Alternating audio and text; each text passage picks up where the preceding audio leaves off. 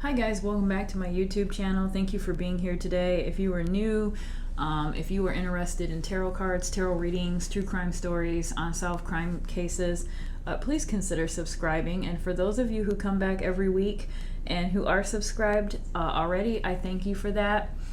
Today's case is going to be a little bit different. Well, not a whole lot different. As you can tell by the title, D.B. Cooper is the topic of our pull today. Very interesting case. Again, most of these cases are rabbit hole cases that you can really, kind of lose yourself in them and start watching and reading things everywhere about them. And a lot of times they are really, truly just astonishing. This is one of them. I am going to link one of the articles. Actually, it's a YouTube video. The History Channel did a documentary on it, but the whole episode focused on a particular suspect. I am going to admit that by the time I watched this hour-long episode, I was convinced that this particular suspect was D.B. Cooper. So whether he was or not, they had me convinced. What I did, and believe me, there were so many suspects in this case when this first happened. I think there was probably 1,000 suspects that they had. I think they ended up kind of eliminating most of them, and they had kind of like a top 10 list. I went through and I narrowed that down to the top 3. And so I've got the 3 top suspects, which is number 1 is Kenneth Christensen, 2 is Sheridan Peterson, and 3 is Robert Rackstraw. I think that's how you say it, Robert Rackstraw. So I've got those 3 suspects, and what I want to do today is I want to kind of go through each name and pull a traditional Rider-Waite tarot card, kind of as a yes or no, whether or not this person is potentially D.B. Cooper. So hopefully we can eliminate it down to at least one person and then kind of dive into the other questions that I have for this case. But in the meantime, I hope everyone is doing well. I apologize. I tried to do this recording during the day so that I had daytime hours. I couldn't quite get it. I just couldn't quite get it. My schedule is, literally minute to minute, and I needed laundry and stuff needed to be done. So I'm sorry that the lighting is horrible. I'm going to actually try next week to record earlier on in the day so that I have the natural daylight coming in and so that you guys can see things a little bit better.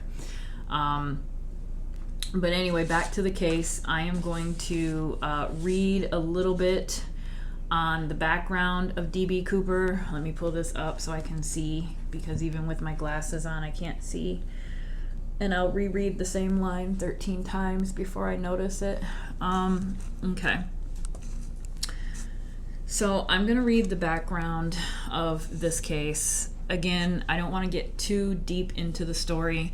We can talk about some more things that come out in the reading or during the pull, but if you are interested in this case and you really want to dive deeper, then definitely I would recommend doing it. It's a very interesting case. So let me just go ahead and read this and then we'll start.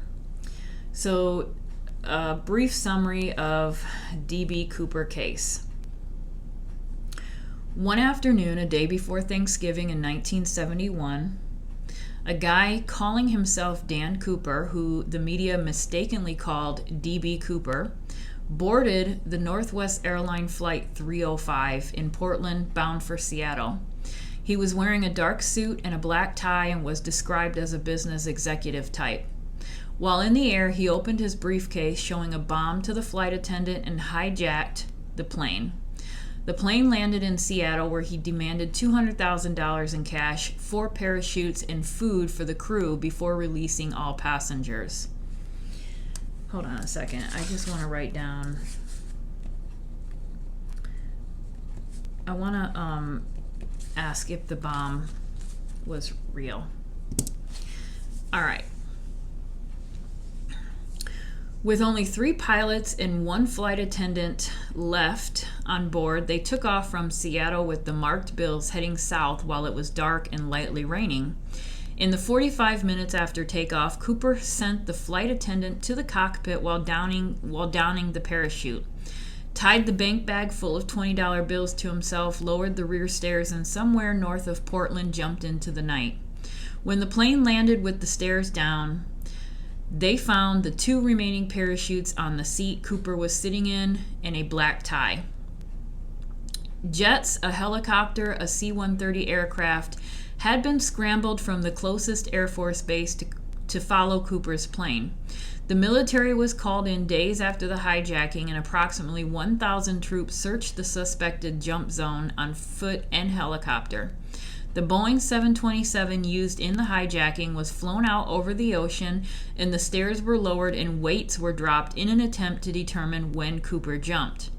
The SR-71 super-secret spy plane was sent in to photograph the entire flight plan or path, but no sign of D.B. Cooper was ever discovered. 9 years later, in 1980, just north of Portland on the Columbia River, a young boy named Brian Ingram was digging a fire pit in the sand at a place called Tina Bar. He uncovered 3 bundles of cash a couple of inches below the surface with rubber bands still intact. There was a total of $5,800. The Cooper serial numbers matched, and the first evidence since 1971 came to light.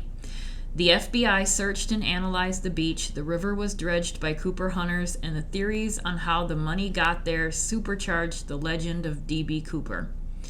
Decades passed. D.B. Cooper became famous in book, movie, and in song.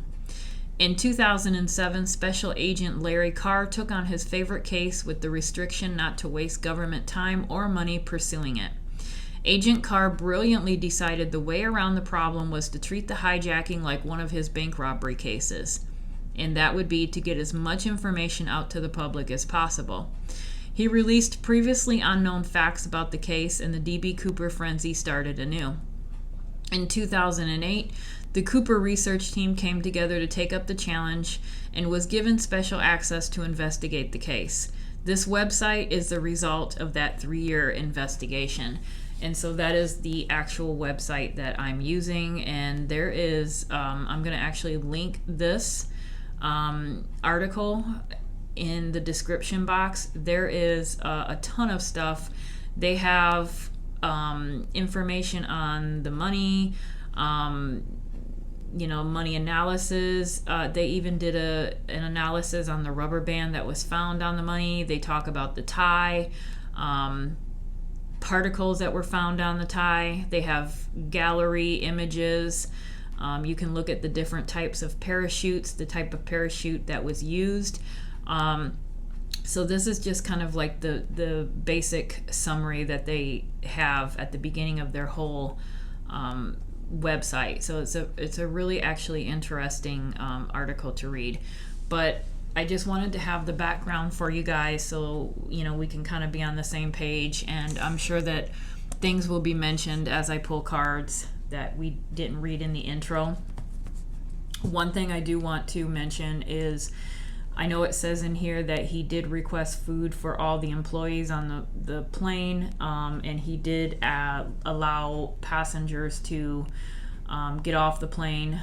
There was a stop, and that was when the money was given to him, the $200,000 that he requested, as well as the parachutes.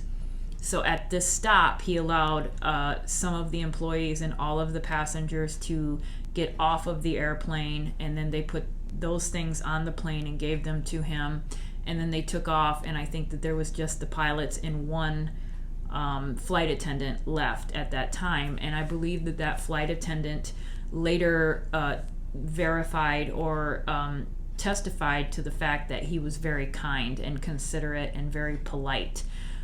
So I think that that's worth noting, that his characteristic was definitely not this horrible, evil, criminal type person. He seemed to be very pleasant and very polite. And I guess he ordered a bourbon and soda. I think he ordered 2 of them, if I'm not mistaken. The second one, he offered to pay for it. So this is a person who is, hijacking this plane for $200,000, but is also offering to, pay for his, bourbon. So just interesting to note. And I do want to, I took a note of the bomb being real or not. I am very curious to ask if the bomb, was it just a ruse? Was it just a bunch of, red sticks or fire? I don't know. Did this person really truly have a bomb? Not to say that you couldn't get a bomb on the plane in 1971, because it was a completely different era. You can't even take tweezers on the plane nowadays, so times are different. And so I'm sure that if somebody wanted to take something like that on a plane, they probably could, but I don't know if it was actually real, because he took it with him. So this was not something that they could investigate or look into after the fact. It was gone. He took that with him. So let's go ahead and start with the rider weight. And what I want to do is I want to, first of all, let me go through some of the questions that I have. I want to ask, number 1, did this person survive? Okay, so did he survive this jump? Number 2, did he have any kind of military background? Did he have a helper or a partner? Was there somebody on the ground in that general area waiting for him? I just asked about, or I just mentioned the bomb, whether or not the bomb was real. What was the overall motive? And I want to ask just a general question about the FBI. Is this something that, they had a ton of suspects at one point, and they were, ruling out people on, I thought, kind of ridiculous reasoning. If they didn't match the sketch 100%, they just ruled this person out. And I think that that's kind of unfortunate, because eyewitness sketches are often unreliable. People remember things wrong, or they think they remembered something and it wasn't that way at all. And so to just rule out somebody that could potentially be the suspect just because, I don't know, the height was reported as being 5'10" and this person's 5'8", it was something, there were cases like that they just literally dismiss cases for very, very small things. And so that kind of makes me question the FBI, and I don't know. I just have some questions about that, and so I want to see what the cards say in regards to the FBI.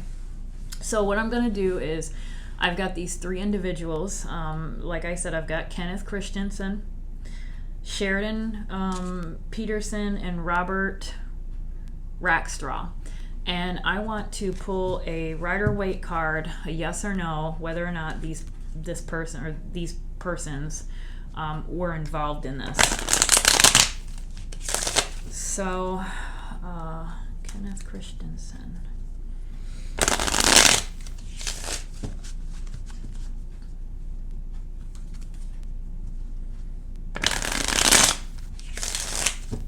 Kenneth Christensen.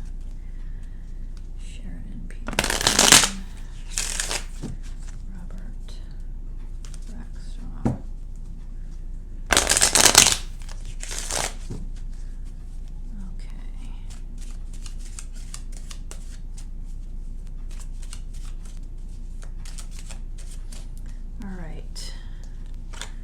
Kenneth Christensen, Sheridan Peterson, Robert Rackstraw. So what do we got? Ooh. Oh, okay. To me, and this is a yes or no, whether these men were involved. So just looking at this card as a yes or a no, this one would be no, this would be yes, this would be no. That's how I would look at it right away. But this actually would probably be a liar. This is a very deceptive person, somebody that can't be trusted, very sneaky, very conniving. This is somebody, I think, who very obviously very intuitive, very, knows himself, listens to himself, listens to his gut instinct. This is somebody who is could potentially have, other abilities, but this would be for, who is this? Sheridan Peterson. This is definitely a no, and that is to Robert Rackstraw. So as far as the three suspects, these three top suspects, if I were to just go by this reading, it would be leaning towards Sheridan Peterson. I'm going to be honest with you. The history documentary that I watched actually was on this person here, the Kenneth Christensen guy. Very interesting. Even his brother comes forward. They interview his brother. They actually interviewed an FBI agent that was on the case at the time. They interviewed this person's brother. They interviewed an author that wrote a book on this particular person as a suspect. So they did their research. They even went back to this man's home, and apparently this man's home is now a business. It's current day a business. And apparently prior to it becoming a business, money had been found on the property. It's up against some woods. And so apparently money had been found. I think it was like a bag of like $5,000 had been found on the property in the woods behind this home. So lots of good information and details, a lot of circumstantial evidence. That's the problem. All circumstantial evidence. But it really was, like I said, I was convinced by the end of the episode that this guy, this first one here, did it. So I was very curious to see what this one would be. This doesn't eliminate it. It doesn't say no, he's not the one.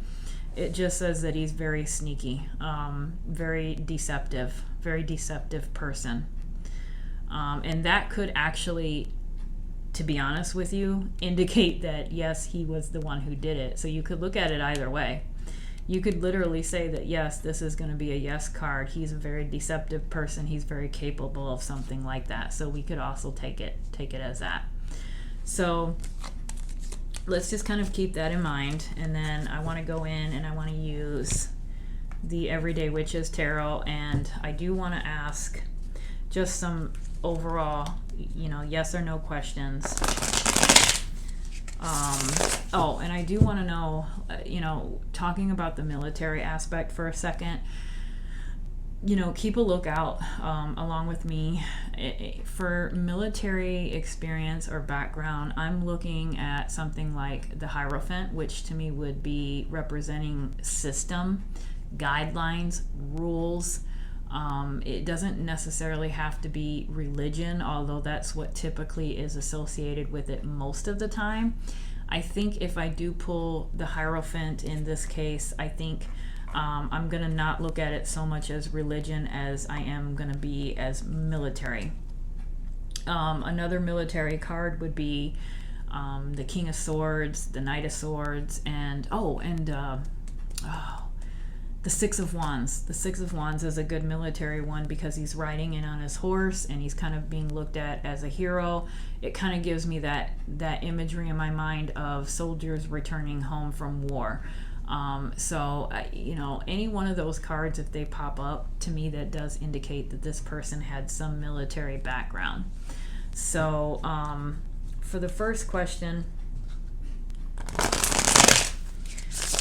I want to ask the cards if this person did survive the jump. Now, if you believe that any one of these men that I listed in here as suspects, if one of them, is Dan Cooper or DB Cooper, then yes, we know that this person survived, or you believe, or I believe that this person survived. But it's just a question that I want to ask the cards just to see what comes up. So I'm just gonna refer to this man as Dan Cooper for the pull. So did Dan Cooper survive jumping out of that airplane? Did he survive jumping out of that airplane? Five of Wands. That's a tricky one. I kind of want to say yeah, but it wasn't easy. There were some struggles, there were some obstacles. It wasn't just a matter of going down and landing and walking out of the woods unscathed. I think that there were some problems and things that he didn't account for, and possibly some things that happened along the way that he didn't plan. And we know that money was found. It said that there was in 1980, a young boy named Brian Ingram was digging a fire pit in the sand, and he uncovered bundles of cash totaling $5,800. So if this is Dan Cooper's money, and they did confirm that it was based off of the serial number, we know that Dan Cooper did not walk out of there with all of the money that he stole. So, if this guy did survive, he didn't take every dime that he had, because we know $5,800 was found, at that location in 1980. So there's some things that didn't go as planned, whatever that may be, but they did not go as planned. Did he survive this jump? Two of Cups. So to me, that says yes, he did survive the jump. But there was a partnership. There was something. There was another person helping him. I do believe that this kind of answers the question about whether or not he had a partner, or some form of help. I do think that this is somebody that was helping him. It could be a female. Could have been a female, and this could represent relationship, or it could just simply represent partnership. And so I'm kind of leaning towards it representing partnership more in his case, but it could have been a woman. So definitely I do think that he survived the jump, and I think that he was helped, but there were some obstacles that happened along the way, and some unforeseen problems, and definitely some money that was lost, or he didn't, I'm thinking that that's what happened. All right, so I want to ask about the bomb. Was the bomb real?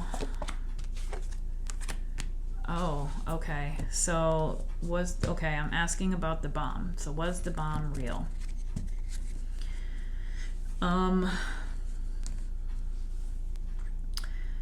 I might have to draw a clarifier. To me, this says that it was capable. He was capable of bringing a real bomb onto that plane. So that's how I take this card. This was a very capable individual. Like, he was intelligent and he had all of his ducks in a row. Yeah, everything didn't go as planned, but it sure went pretty damn close enough. Like, he survived it and he got away with it, right? So there might have been a few little stones unturned here and there, but for the most part, this was a pretty solid plan that he pulled off. And to me, this magician is definitely telling me that this was somebody who was intelligent enough, who had the means, the opportunity, all the tools to do it, the skills. This is skills to me. So to me, this would indicate that this is a person who, knew how to jump out of an airplane, knew things about airplanes, just had everything planned out, and followed through on it and completed the goal, or completed his goal, and did this successfully. As far as the bomb, I still don't know yet. That's why I said I might have to pull a clarifier. This, like I said, he is capable of making something like that. I do think that he's that type of person. So let me draw, was that bomb real? Huh. All right, so was the bomb real? And we have celebration.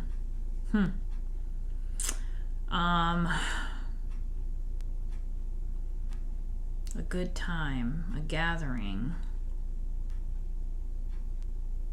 A good time, a gathering, having fun.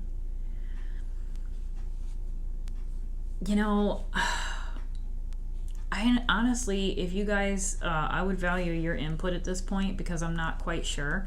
I feel like he's capable and very much capable of creating a bomb and taking a bomb on there, but I'm not sure if it's real. And this to me could almost mean, for show. This is just,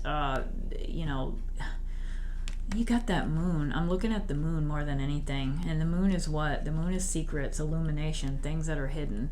And normally I would not look at this card as anything to do with the moon. I'm just looking at, having fun under the moonlight and enjoying some friendship and some company and some relaxing time. But right now I'm actually looking at the moon and the fact that this is taking place at night. And so this is kind of, putting a different, there could potentially be some deception or something that we don't know about it, and that could potentially mean that this bomb was not real. Could we get a clarifier on that? Clarifier, Knight of Swords. All right, so not much of a clarifier on, this one here, but definitely leaning towards that military, because remember I said either the Hierophant, the Six of Wands, the King of Swords, the Knight of Swords, and so this definitely has me thinking that this man did in fact have some military background. He was very smart. He was very smart. He knew how to make things happen. So let's see. What about the motive? What's going on with the motive?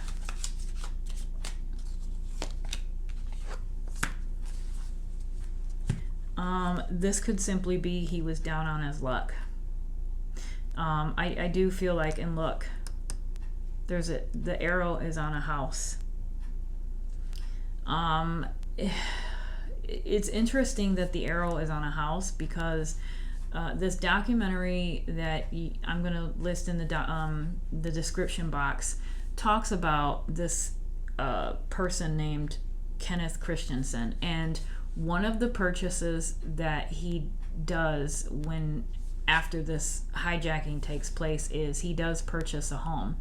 Not only does he purchase a home, but he also loaned his sister, I think it was a sister, $5,000 towards a home. Now, mind you, $5,000 was different back in 1970 as it is today, and so that was quite a bit of cash, and he loaned that to his sister after the fact.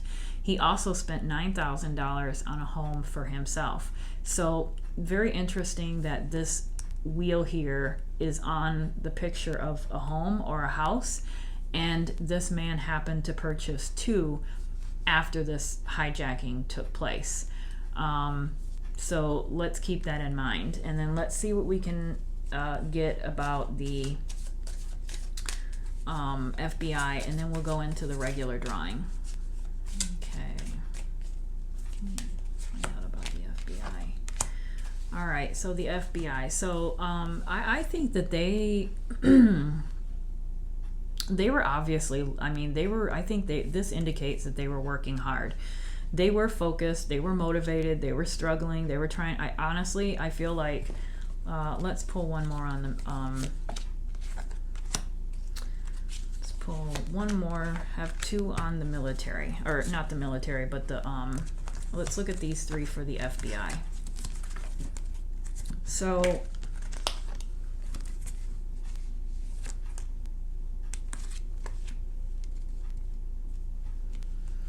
all right, so let's see these three as far as the FBI is concerned. I feel like this is them working hard.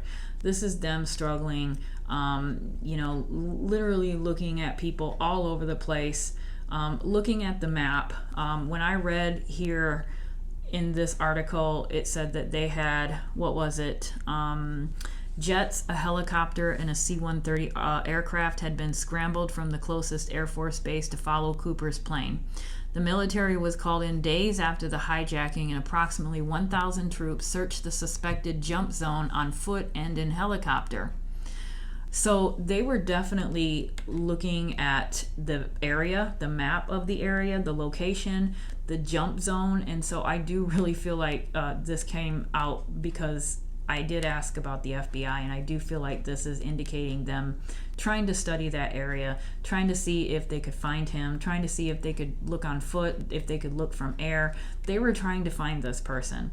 I really truly feel like they thought in their minds that there was no way that this man could survive this jump, and that it would just be a matter of finding his body or his remains. And I think that that's what tripped them up, is that he did survive, and he probably did walk out of there, and they had nothing to go on after that. I think that their whole focus on solving this case was hoping to find him in the woods someplace, and it didn't happen. And that just,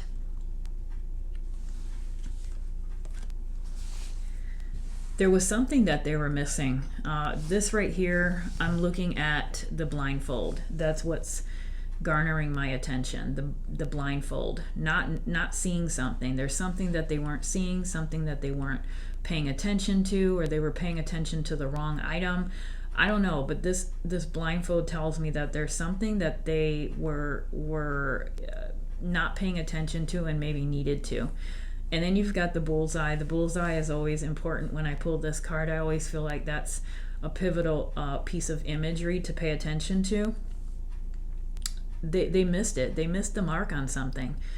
I really do feel like they missed the mark on something. They may have overlooked something. They may have not noticed something, but there was something that they didn't see. And then we have the Four of Swords, which is rest, putting it to rest. The time is up. Their time is up. I kind of feel like that's them now. I'm looking at all these cobwebs, and so this is a rest and relaxation card. And so I do kind of feel like this is the time that this case has been unsolved. It has been a long time, and they have kind of just given up. They've hung their hats. They've put all their equipment and stuff away and closed their files. I mean, not equipment, but like their files. And they've just kind of put everything away. It's probably in some box in some, office room or storage room or storage space or something like that, because it's just not going to be, this is not going to be solved. And so I do kind of feel like they tried. I think they tried hoping that they would find some remains. They missed something along the way, and now too much time has gone by, and I think the only way that they would probably be able to open it up is if someone came forward with some real hardcore evidence, some factual evidence, and I don't think that that's going to ever happen. But let's go ahead and put these back in the pile, and I want to reshuffle and do a regular reading on possibly the motive and see what other kind of interesting information we can find out about this person, Dan Cooper.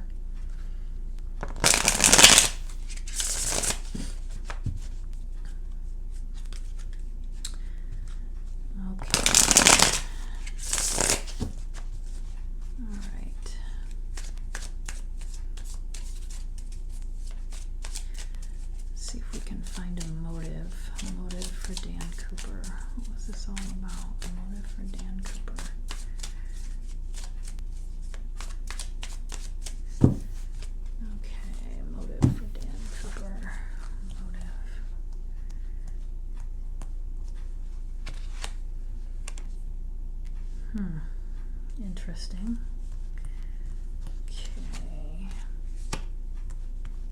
Okay.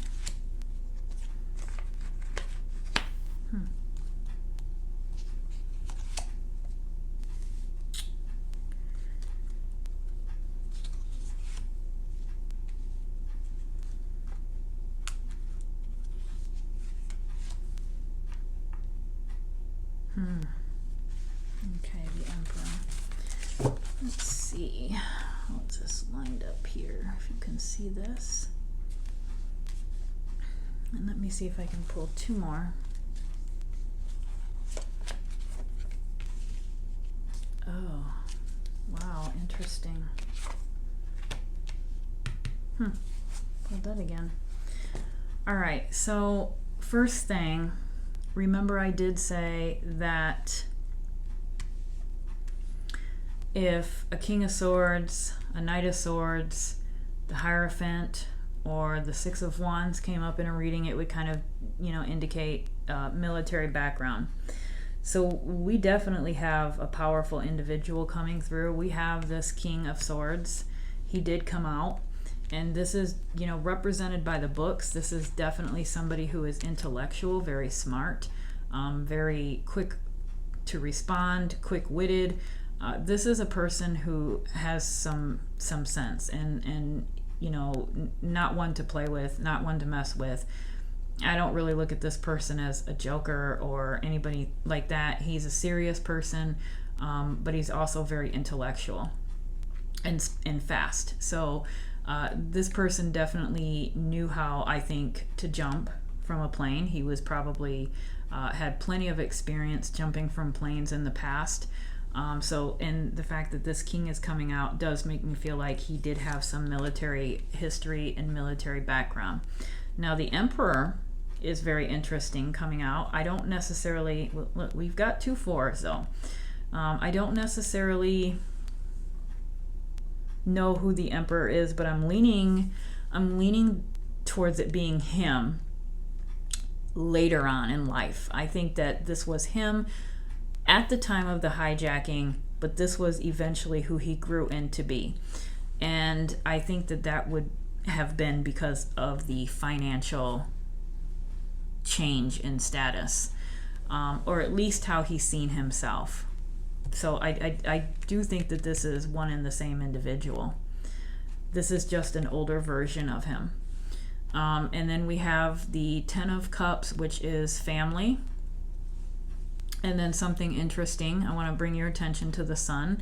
We have the Sun here, but we have this woman who is pregnant, and then we have this woman, and we have 2 kids here. And this here is generation. It's the Sun, but it's showing a generation, 3 generations. It's like the mom, the daughter, and the granddaughter. And so with that being underneath the family, I kind of feel like this was a family man, potentially had a wife who was pregnant or had some children or eventually had children, but definitely I'm feeling like there is some family, providing for family type of feelings going on here. I don't know. I know that there was a time where they suspected this had to have been an inside job, that this person maybe worked for Boeing. And during that time, I read that it was very common for Boeing to constantly go on strike. They're always going on strike about something, and it was unfortunate for the people who worked at Boeing because their paychecks were affected by this. So when I did watch this interview or this documentary on this Kenneth Christensen guy, he did work for Boeing, and when they interviewed some of his family and friends, these family and friends said that this man had to take odd jobs, literally digging ditches for friends just to make money on the side because he was not making enough money surviving working for Boeing because of these strikes all the time. So they kind of assumed that this man was just really pissed off that he couldn't make a living and provide for himself or his family, and did this out of revenge. And so whether or not that's true, I don't know, but this to me would indicate there is a family or was a family, and perhaps he was wanting to support them a little bit better than what he was able to do at that time. The Eight of Swords kind of tells me that he felt kind of stuck, in his situation. So I'm wondering if maybe this was, I do think it's not a Pentacles card. It's a mind card. It's a mental card. But, could it have been a financial reason as to why he felt like he was stuck in this situation? He really felt bound. There was something going on in his mind that he was dealing with. He felt stuck in the situation that he was in. whatever that situation was, whether it be financial, situation, financial hardship, maybe problems at work, I don't know, but whatever it was, he literally felt like there was no other option probably than to do what he did. If the problem was about money or finances, there was no borrowing. None of those options existed, at least to him in his mind. So there was no borrowing, there was no seeking a loan from the bank, or any side jobs that would be enough to help him really do what he wanted to do. There was no option, there was no way out. He did not see a way out. The only way out was this hijacking. This was the idea that he had, that he followed through on. That was his only option, I think, as far as the Eight of Swords is concerned. The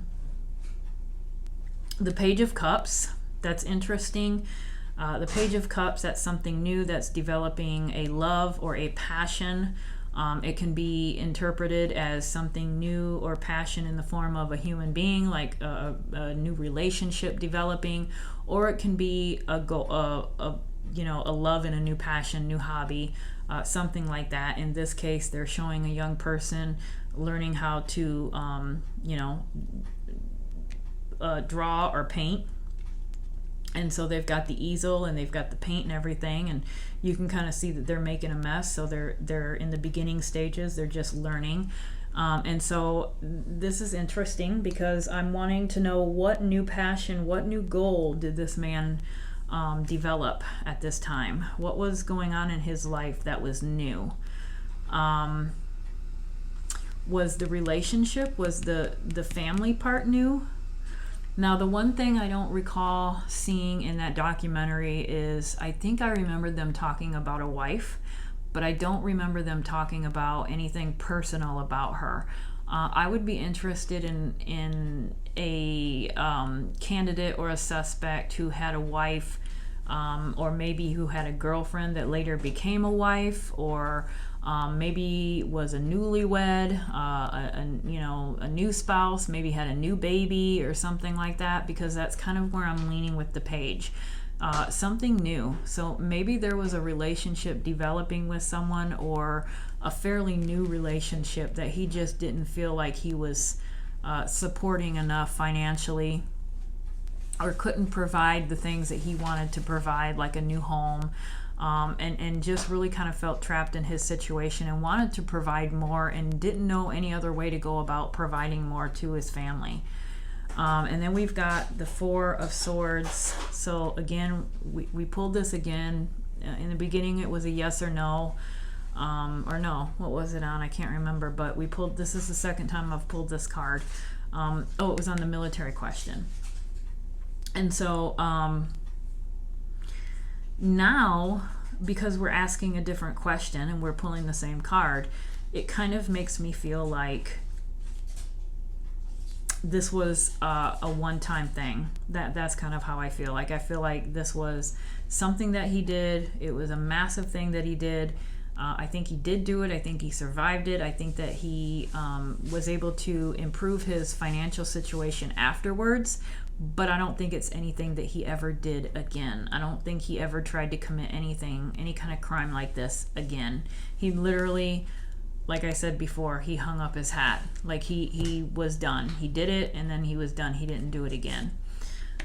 He just kind of put that incident behind him, literally walked away from it. He had nothing to do with that anymore. And I do feel like this is almost a card saying how he walked out of the woods at night. I really do. I mean, it kind of makes me feel like that. You've got the dark, it looks chilly, it looks cold, it's windy, you've got this big stream of wind here. You've got the leaves, you've got the grass, the moon, the stars. It was kind of late in the evening, I think, when the plane, or when they suspected that he jumped. I think that they also said that with the wind chill and the wind, or I think with the wind chill it was like -60 or something like that. And so a lot of people will go to the temperature in their case against him surviving. Some people say that there's no way he could have survived. All he had on was a trench coat and a pair of loafers, and a military parachute that couldn't be steered in a certain direction. So he just kind of landed wherever. He couldn't control where he landed. He could have landed anywhere, been injured, and then how was he supposed to survive the elements with a trench coat and loafers? But this would indicate that there was help. There was somebody down there. Again, there have been arguments about the plan, the drop zone or the jump zone. Was that pre-planned? Was it spur of the moment? How did he know where he was going to land? I don't know. It's quite possible that he could have had that stuff figured out. He may have known right when he was going to jump. We don't know, but to me, this is him walking out of those woods. This is him walking out of the woods with his backpack of money, or his suitcase of money. And this, to me, would indicate there's 2 other people involved. These people have blankets. This is to me him walking out of the woods that night. I really do think so. So very, very interesting. Let me pull some more. Okay. What else can we learn about D.B. Cooper? Dan Cooper.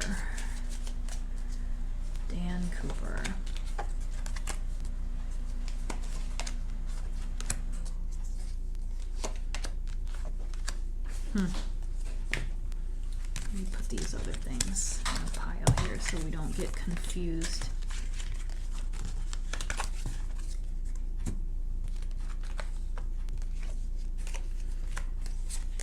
Okay.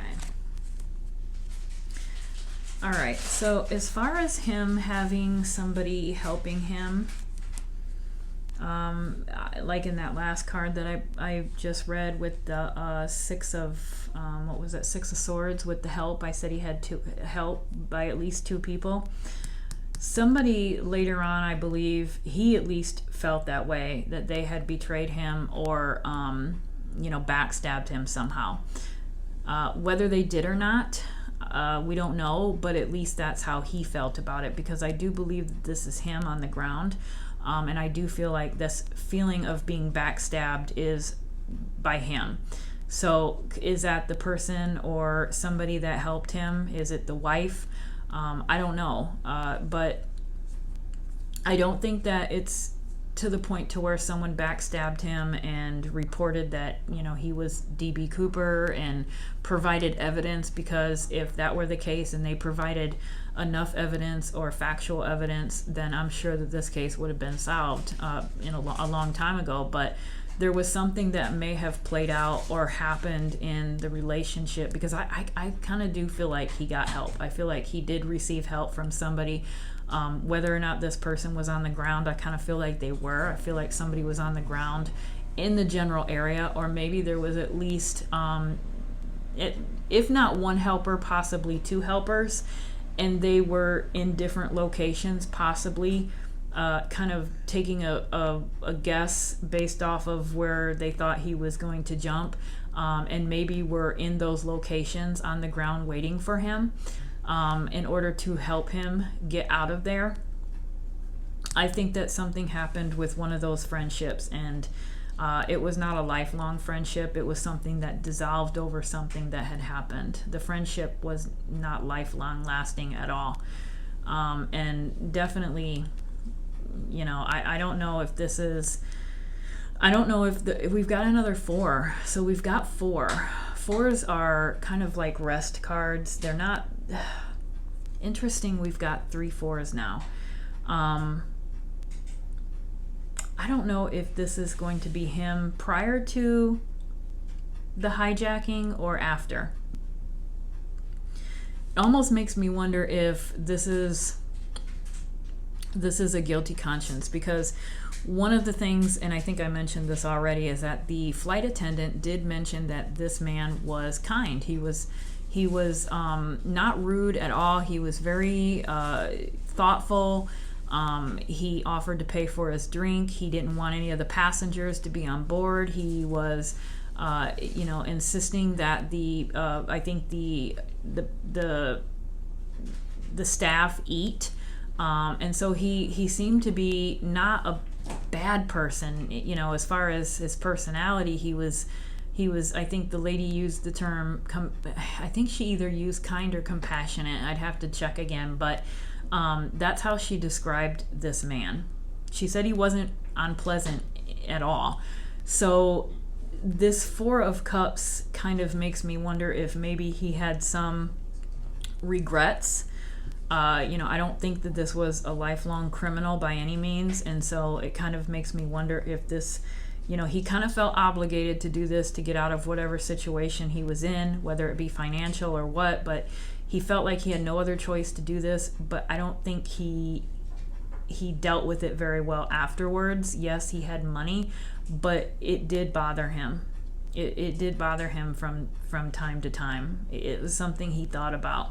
He thought about it a lot. And I think this honestly can eliminate any of the suspects that tried to take credit for this crime. A lot of people have come forward and said that they were DB Cooper, or joked with the FBI that they were DB Cooper. I don't think that the real DB Cooper or Dan Cooper did any of that. I think that anybody who said that they were DB Cooper can be eliminated off of the list right away. I think that the real Dan Cooper was silent, never said a word, reflected a lot about the incident. It bothered him, but he kept it to himself. He didn't go out and, mock the FBI or give interviews and, try to make it sound like he was this person. This was not a person that set out to do this for fame. I think that he felt he had no other option than to do this for whatever reason. And then we have the Fool. This is just that risk taker. I think that was him. He took the plunge. I think he was debating about what to do.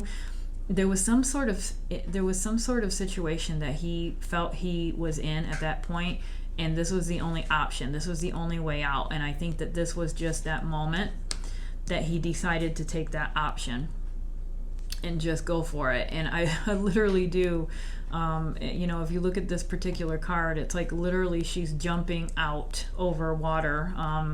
And I kind of feel like this is him jumping out of the plane. Just saying the hell with it. I'm going, and just going with whatever it takes him. I think it was just, a definitely interesting card to pull for somebody jumping out of a plane. He took that risk, and I think, let me see, let's just pull a couple more here. What time are we at? 52 minutes.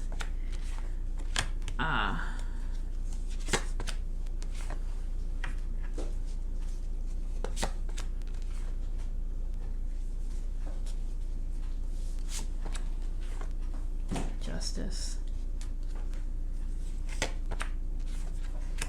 Wow. Interesting. Okay, so let's move these out of the way here. Put them here.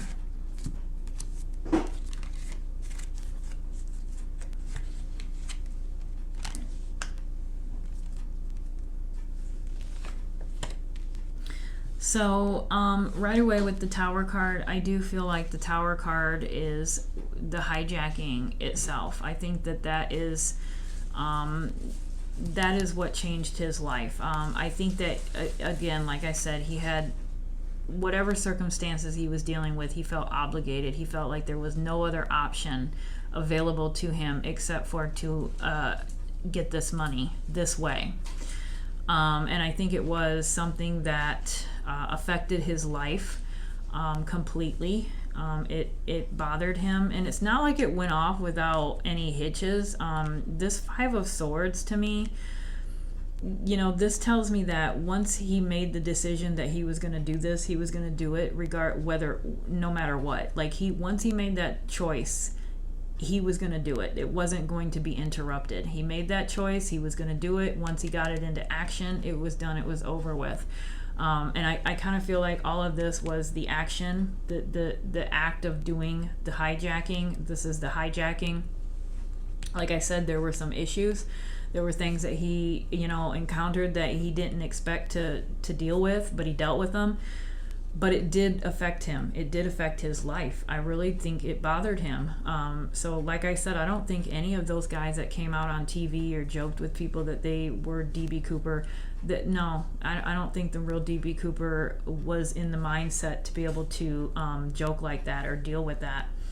It's interesting that the justice comes up, because usually if I am doing a case like this and I pull the justice card, it makes me feel like, that there's going to be some justice in the case. In this case, any one of these men, are gone now.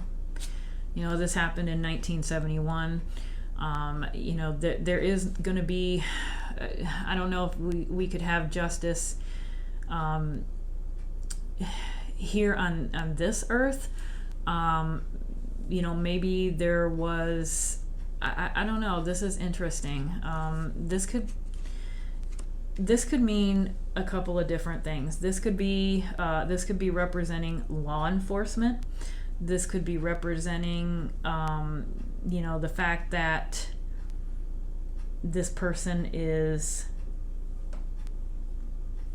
paying their dues wherever they're at now. That's a possibility. It could be that they paid their dues in life. That's a possibility. We don't know. We don't really know what happened to his family after this incident. Did this destroy his life? Did he feel like he had no choice but to steal money to provide a better life for his family? And then once his family or his wife realized what he did, it just literally destroyed everything. And then he was just absolutely more devastated than he was to begin with. That's a possibility. I kind of feel like this is kind of indicating that, he paid a price himself after the fact. There was something with his life that did not turn out as suspected. And I do kind of wonder about this devil coming out. That kind of concerns me, because the devil is anything that evolves around addictions, bad habits, focus on ego, monetary type things, material possessions. Did this... I almost kind of wonder if this man was money driven. Was this just absolute money hungry, money driven type things? I kind of felt like in the beginning that maybe this was to provide a better life for his family, and it could have very well been. In the process, did he become so money hungry and so greedy that it changed his whole outlook on everything? Did he become a miserable person? Did he lose family members because of his behavior, his change in behavior after the fact? That's kind of now what I'm starting to lean to. We've got this devil here, and that one concerns me. I didn't see this one coming, because I didn't get any feeling of devil type anything with this, drawing.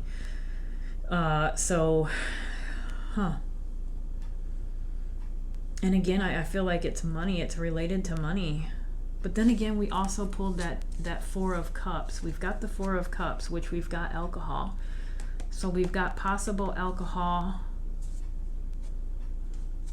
drinking. This guy looks upset. We've got the Tower. We've got the Five of Swords, Justice. Man, this drawing kind of took a turn for the worst. I don't know. This kind of makes me feel like his whole world turned upside down once he did this. I don't think it turned out, his life, I don't think turned out quite how he expected it to turn out after this. Again, I don't know if any of these three guys are actually Dan Cooper. They may or may not be. And again, I want to say that this is for entertainment purposes only. I always forget to say that, but I kind of feel like whoever this person is maybe went into it with certain intentions, and when it was done, things changed along the way. They didn't turn out quite as he suspected. And remember, we did pull that Ten of Swords, which was that betrayal, that stabbing in the back card. Something happened after this took place, and it didn't turn out so well for him. We've got money here. We've got possible loss of friendships here. Winning at all costs. Money obsession. Materialism. Justice. Something is not right. Things didn't turn out quite like how he expected. So let me just finish up with a couple more cards from the what is this deck? The New Era Elements. Actually, no, I got a new deck. I got the Dark Grimoire Tarot. So let me, and that is by, who's it by? Michelle Penko. And I don't know who does the artist or the drawings. But let's go ahead and break this in because I haven't used it yet. So, what is this here? Okay. So give me a chance to use this one. Okay, so just a couple of cards just to finish it up because I feel like things didn't turn out well for this man. I don't think it did. I don't think he had a very good life. Afterwards. I think it bothered him what he did. So let's just finish this drawing out. What's going on? D.B. Cooper, D.B. Cooper, D.B. Cooper.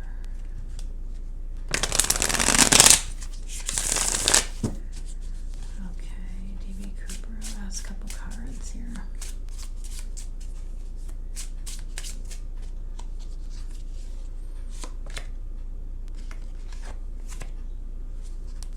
Two of Cups.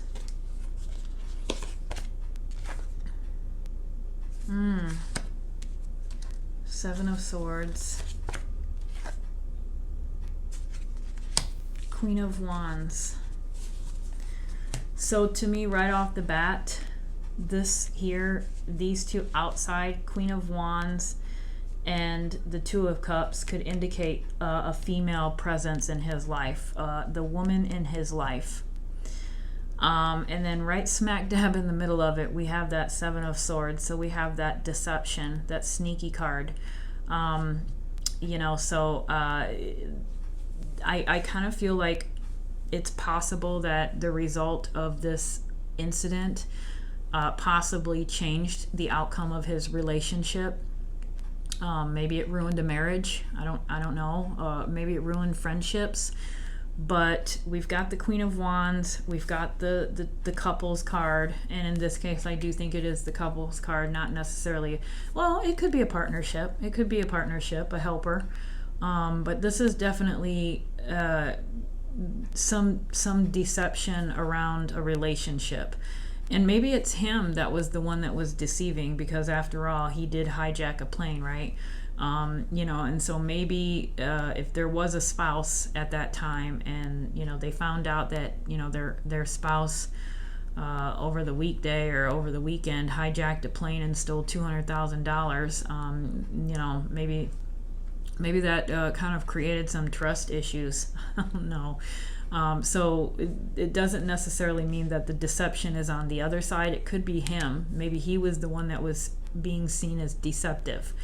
And so maybe that backfired and he lost some people that he loved, and that could have affected his life. Let me just draw one. Well, no, two. Oh my God, the Tower. Okay, so we've got the Page of Wands. But we've got the Tower again. We've got that Tower. This is the second time we've pulled the Tower. I can tell you right now, as a personal thing, I would not want to pull the Tower once, much less twice. The fact that this Tower came out again definitely tells me that his life took this event changed something in his life. He was not the same person as he was before this event. Something changed drastically, and I don't think it was for the good. He did this out of desperation. He felt like he had no other option available to him. I think that it was basically money issues, money problems, probably just wanted to maybe support his family the way he couldn't, and did this because, like I said, he didn't see any way out of it. But after he did this, it created so much problems for him, or so many problems for him, that it probably wasn't worth it in the end. And I tell you what, well, shit, I lost my train of thought now, but I lost my train of thought. There was a card that I was going to talk about. The Justice card. Yeah, that's what I was going to say. The Justice card. I feel like that justice, sometimes justice can happen in different ways. I'm not saying that, he got away with it because, I guess he got away with it in the law, in the legal sense, but we don't know what price he paid in his personal life. And so I kind of, in looking back on that Justice card, and I'm thinking to myself, man, maybe there's some shit that went down in this man's life that we don't know. Maybe he did pay for it somehow, some way. Maybe with a wife or a child or a relationship of something. So definitely, gotta just notice this gun here. I haven't seen these cards yet. Very nice imagery though. But yeah, so I that is the reading on DB Cooper. Interesting, actually. I think a lot of information came out, things that I didn't even think of. Like I said, go ahead and check out the link in the description box. Again, a new deck, Dark Grimoire Tarot. I tried to get something that was kind of, dark for these readings. Kind of hard to do these readings with fairies or butterflies or anything like that. So I kind of, look at that one. The Knight of Wands. Wow. Interesting. Yeah, so I'm waiting to be able to use this one. I did not feel drawn to this one today for this reading, so I chose my my backup, my favorite one. But yeah, so maybe I'll be able to use this in the future one of these times, so we can kind of get to learn this deck all together.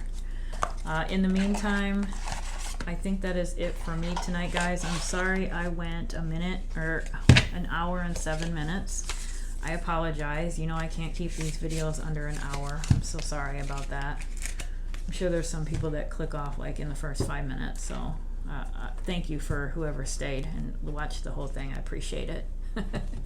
But you guys enjoy the rest of your weekend. I am going to hopefully get this my pictures and whatnot added to it tomorrow, and hopefully get this up either tomorrow night or Monday. Right now it is about 10 o'clock Saturday night. So anyway, you guys have a wonderful week ahead, and I will see you next weekend.